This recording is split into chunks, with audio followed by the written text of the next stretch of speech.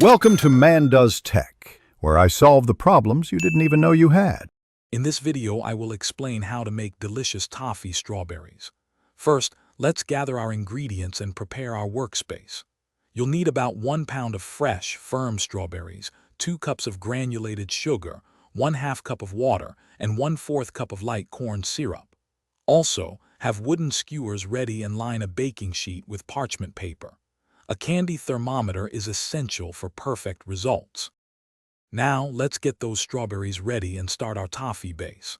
After washing, it's crucial to pat each strawberry completely dry. Any moisture can ruin the toffee. Carefully insert a wooden skewer into the top of each berry. Next, in a small, heavy saucepan, combine 2 cups of sugar, 1/2 cup of water, and 1/4 cup of light corn syrup. Stir this mixture over low heat until all the sugar crystals have dissolved. This is where the magic happens, cooking the toffee. Once the sugar is dissolved, increase the heat to medium-high and bring the syrup to a boil. Avoid stirring during this stage. Carefully insert your candy thermometer, making sure the tip doesn't touch the bottom of the pan.